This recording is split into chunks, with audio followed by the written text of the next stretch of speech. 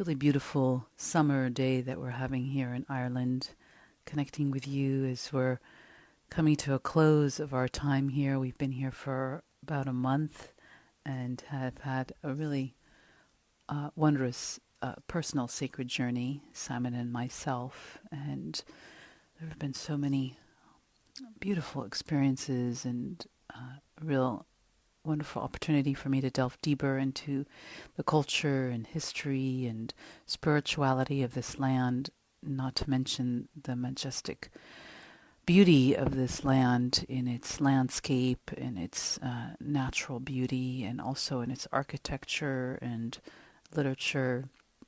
It's been a really wondrous journey, and I'm looking forward to sharing it with those of you that join us next year. We're actually in the process of putting together Sacred Journey, Ireland Sacred Journey 2018. So we'll be bringing a few of you back, those of you that want to join us back here. So we're going to have a really lovely 2018. We'll be doing our Japan Sacred Journey and Pilgrimage in May of 2018, and then we'll be coming here to Ireland in July of 2018, and then of course we'll have our annual Sacred Journey and Reiki Trainings in Maui in September. So we'd love to have you join us. Do contact us if you'd like to hold your space or would like to have more details on it. Ireland is definitely another one of those mystical, magical lands in the same way that Kyoto, Japan is, and Maui is. There are incredible similarities between all three islands, and that is really what has been happening for us. We're turning into island hoppers, and we'd love for you to island hop with us as well in the new year. Our Maui Sacred Journey also coming up this September. We're about half full, and so we do still have space, and you can join us either just for the Sacred Journey, where we'll be doing some Kundalini Yoga, Reiki-infused journeys on beautiful landscapes in Maui. And we'll also be doing the Reiki Advanced and Master Reiki training for those of you that might want to join. And if you're already trained in that level, you can come get a refresher, or if you've been trained by another teacher, it's always helpful to learn from other teachers. And we definitely infuse it with the Huna culture and spirituality there. It's a very rich experience. We actually have quite a few people returning with us this time around, and a few people that came from our Japan trip coming to Maui. So they're truly unforgettable experiences, not only being on the particular land that we go to, but also the community that builds and develops from these journeys. There's some lifelong friendships that develop on these journeys. You know, what's amazing is that in Japan, the original spiritual way of life is called the Kami way of life, Kami, which is known now as Shintoism. It's the original religion of Japan, and it wasn't actually called Shintoism until Buddhism came into Japan. Then they had to kind of find a way to label or refer to the religion of the peoples of the land.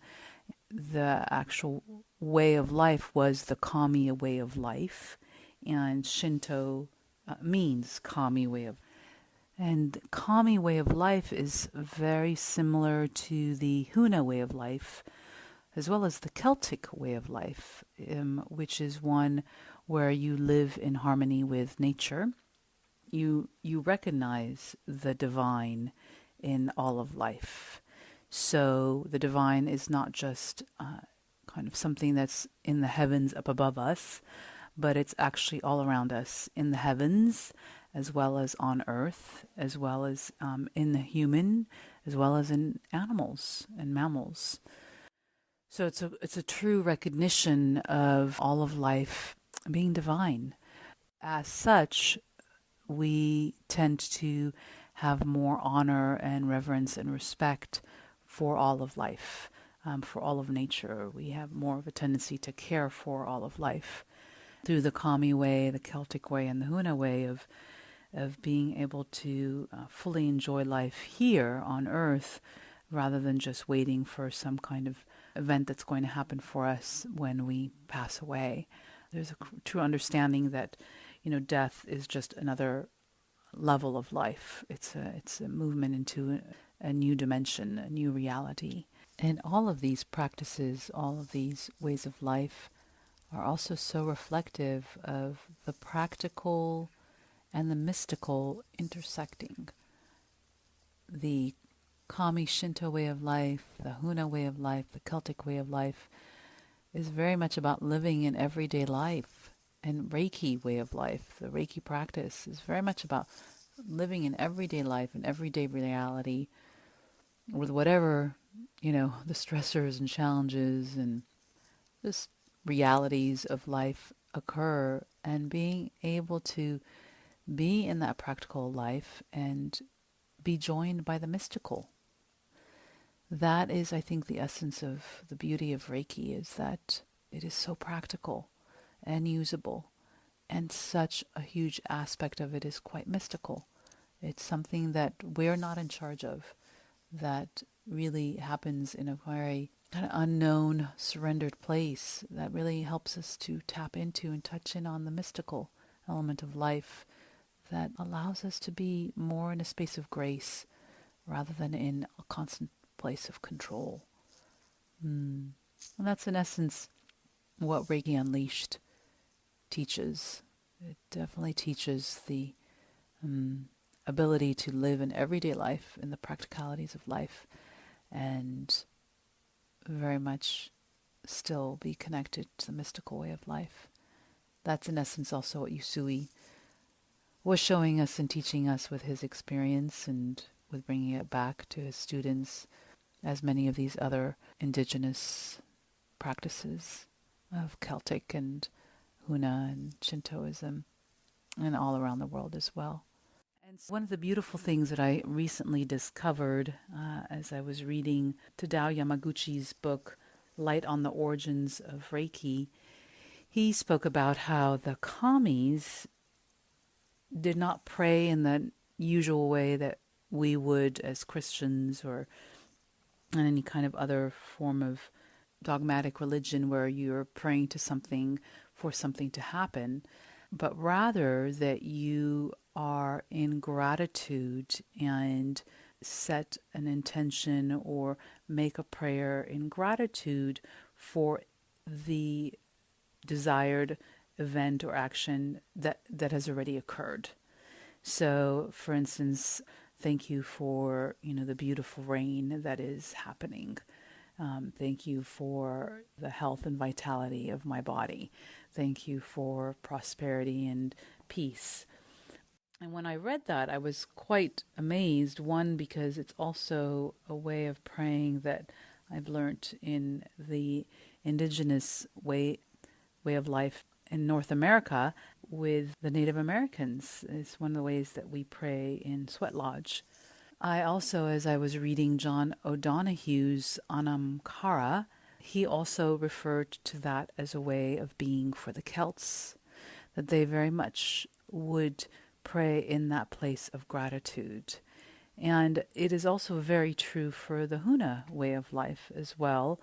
So it's very interesting to see this thread of commonality, and I think that's just pretty much reflective of most indigenous cultures related in this way, both to nature and both to the heavens, related in this way of gratitude. And I found it also so incredibly reflective of Mikao Usui's 5 Reiki principles. Because in his principles, he tells us, don't worry, don't be angry, be grateful. So in essence, he was harnessing this Kami way of life, this Kami way of praying, this Kami way of being, which is give thanks for those things that you need in your life, that you want in your life, rather than deliberating in worry around them and making yourself sick.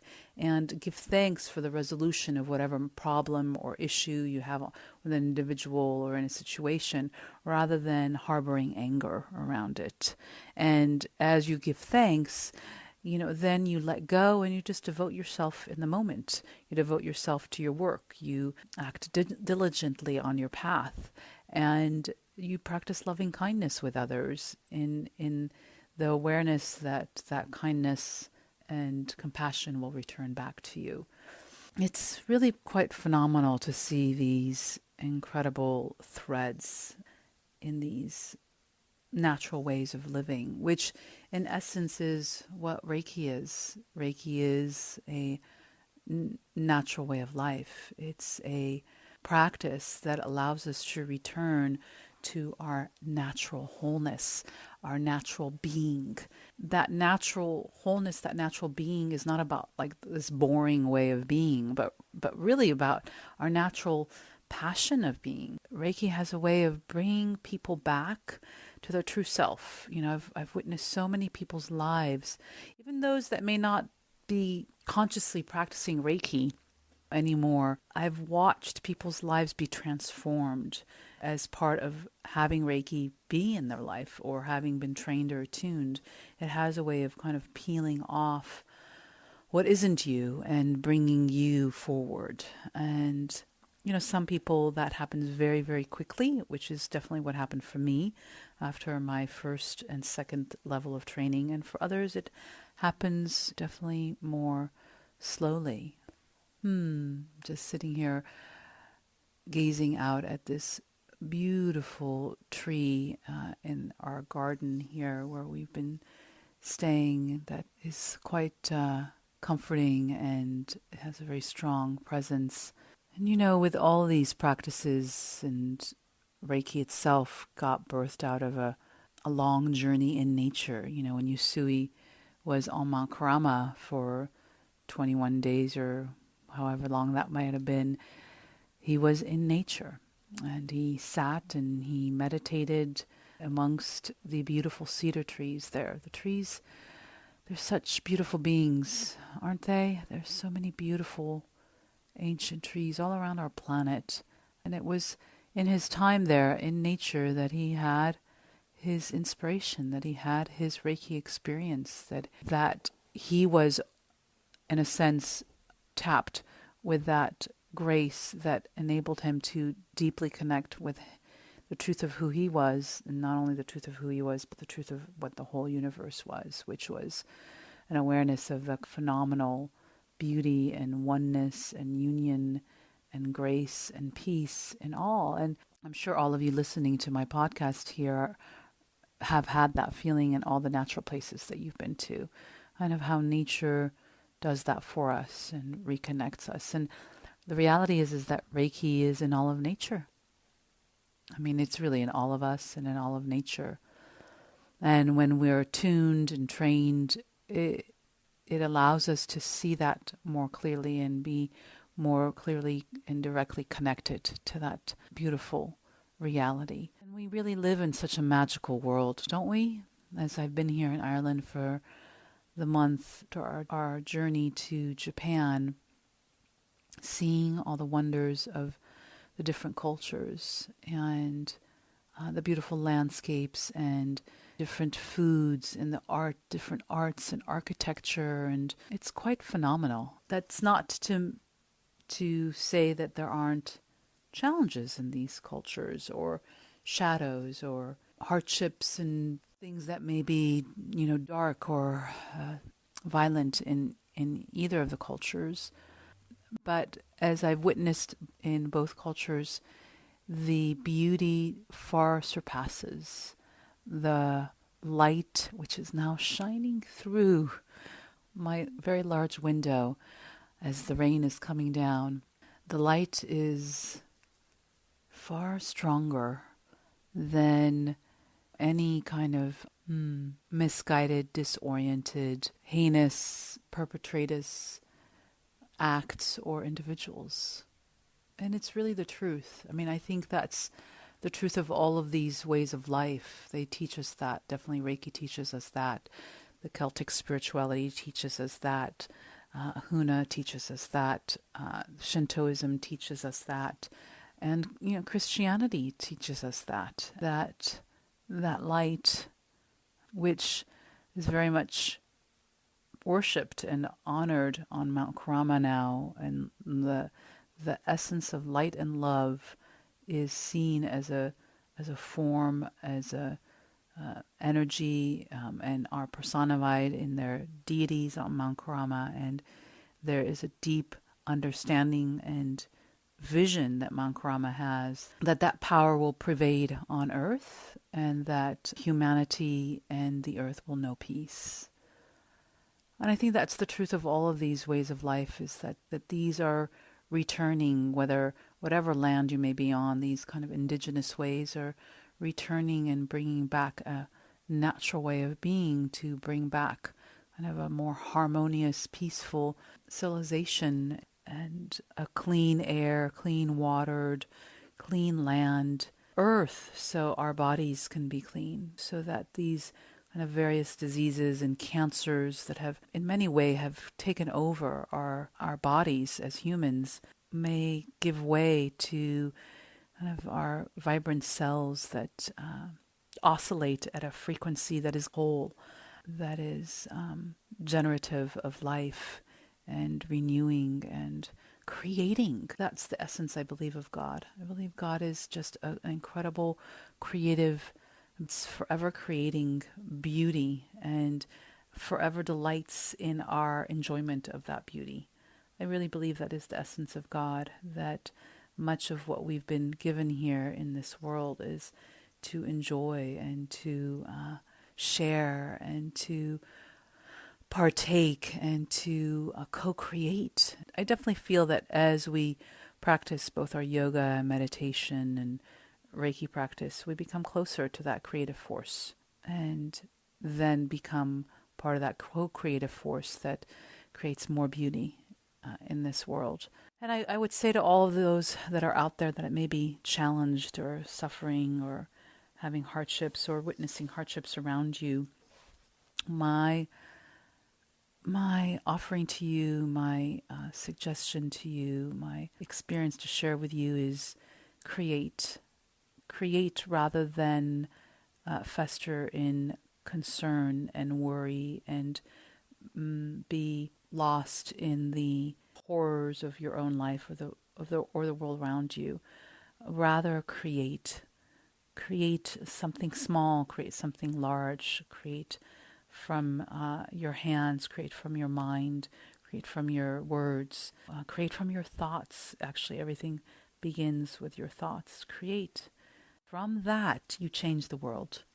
You literally change the world, your personal world and the world around you. The Celtic spirituality and way of life is very much about being ever so present with our senses and delighting in all the wonders of the world around us. It's interesting, I find, as I read more about Celtic spirituality, that it is very similar to mindfulness, Buddhist principles. Interestingly enough, Yeats, a renowned Irish poet, studied esoteric Buddhism as he was kind of dabbling in different disciplines and cultivating his writing style. And it's so fascinating to find that the Celtic way of life, which is very much about being ever so present in all of nature and in God and everything and in us, that it's very similar to that mindful practice of Buddhism, of noticing the beauty all around you, noticing the beauty of your breath, noticing the breeze and the sound of the birds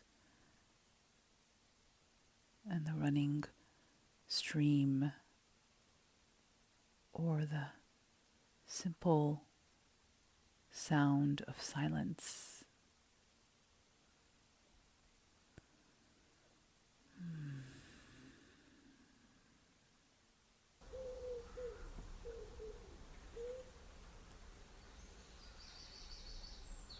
And so imagining yourself in a lush green landscape on the Emerald Isle of Ireland, with the glistening sun as it caresses the leaves and the hillside and the waters.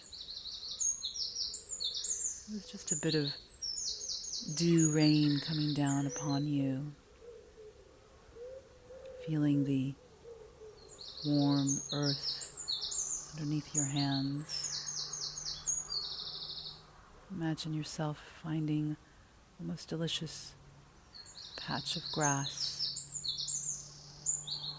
as the sun kind of cascades down upon you, resting on the earth, and drinking in this nourishing, pulsating earth,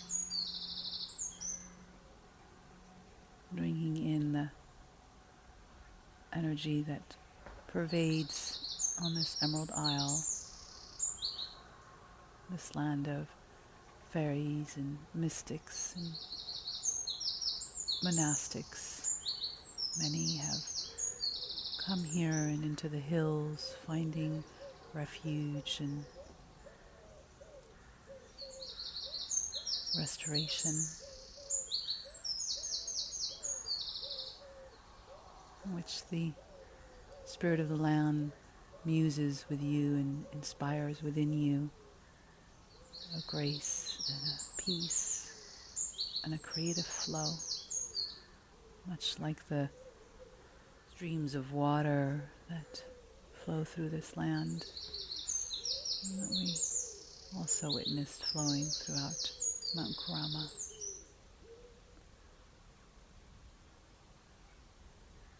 And as you delight in that space of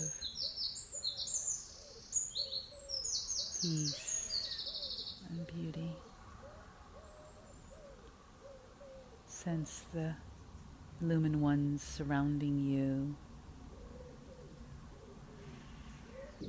on this land, the deities that are called upon are known as Saint Bridget, also known as Goddess Brigid, who was also known as Goddess Danu, Dana, very much the essence of the Great Mother, very much like Pele or Isis. She inspires creativity and abundance, cares for the earth, actually is birther of this land. And if you don't connect with any of that, then just let that fall through into the earth and simply connect to the elements around you. But if you are one to connect with the illumined ones, the ancestors or the mystics, the alchemists,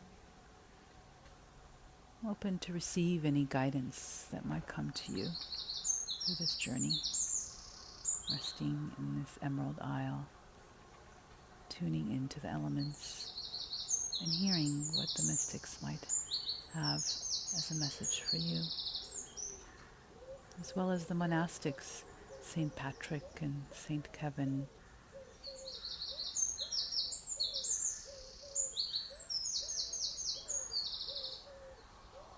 as well as St. Bridget.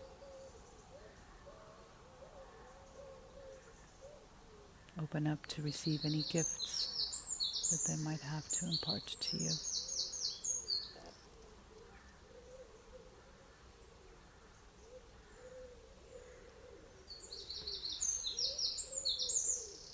And if you're one with a playful, childlike spirit, you might also enjoy opening up to the fairies and the unicorns. And we'll invite the fairies of the highest light into our journey, only those with the highest intentions of good to be present, to inspire that playful, childlike essence leprechauns and the rainbows. And just drinking all of that in.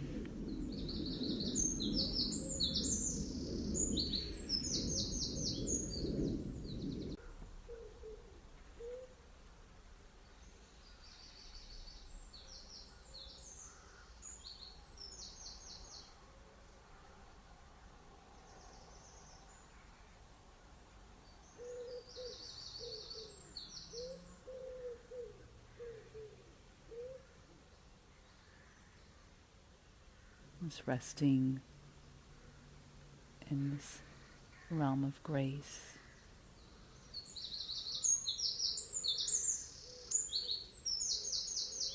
And taking a moment here in gratitude. In gratitude for all your answered prayers and intentions. That you might be showered upon. And that the world that you live in may be showered upon with grace, with beauty,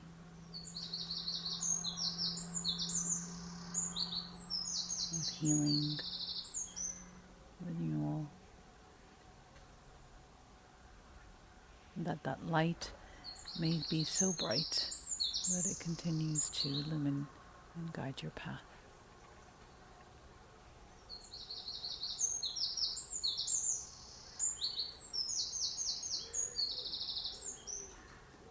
And feel free to pause the podcast and continue in this realm of rest,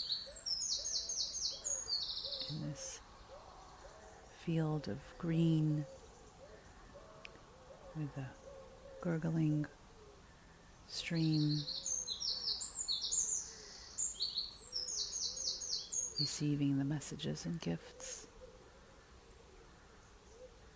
And when you're ready, you can always return to the podcast and join us.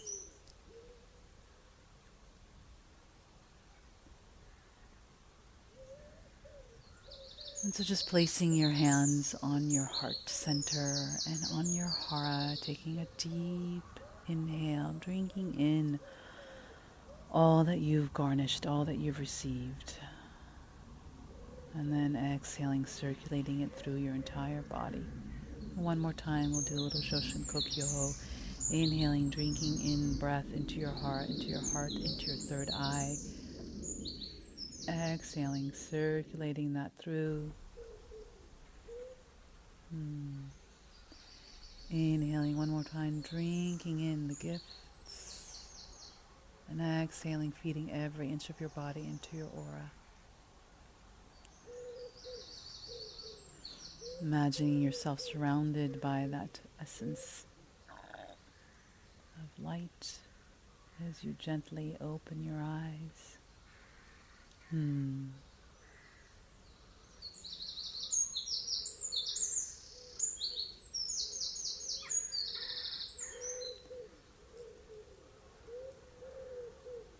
Just allowing that inner expansive landscape and journey to meld with the outer landscape and journey.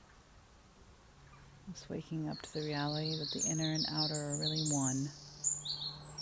And we live in that space of oneness, should we choose to. The elementals are always communicating with us, as the Celts so keenly lived by, with the green man, as they refer to, that is always guiding us and teaching us how to live easily and effortlessly and gracefully on this land. And even if you're in the middle of the city, you can bring that awareness with you wherever you are. I know there are millions of people all around the world that are doing phenomenal things, bringing nature into all kinds of concrete worlds. We're truly so not alone, both in our communities with each other and the elementals and all these illumined, enlightened helpers always present, always assisting us, always inspiring us, and just that creative essence of life just flowing through us. So, dear ones, it's been lovely to share this time with you, and I look forward to sharing it with you in person. I so look forward to taking you on journey with us in this fall, just in a couple of months, to Maui. Do go on sacredventures.com and get the details and join us. It can be as little as a couple of $100 to join us, really. And we do get these beautiful places, reduced rate on oceanfront property in the magical, mystical bay of Napili. So it's really quite an amazing experience. I highly suggest joining us. And I'm also teaching a Reiki 1 and 2 course in August, always available for one-on-one sessions wherever I am in the world. I have done several mentoring and distant Reiki sessions and coaching sessions while here in Ireland. So do contact me. Wishing you just continued magic and joy and peace, harmony and ease and infinite grace. And may the long-time sun shine upon you and all love surround you. Sat Nam, Namaste, Reiki, Aloha, love.